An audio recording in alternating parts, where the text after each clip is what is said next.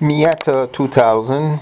I was having problems with the retaining latches for the soft top that holds it to the windshield frame. I tried different adjustments. I couldn't get it to completely lock in place. It kept falling out. What I did is perforate the handle right there and inserted a screw in there, which now is locking against the retainer here, the lock retainer. I'll try to unlock it, flip it over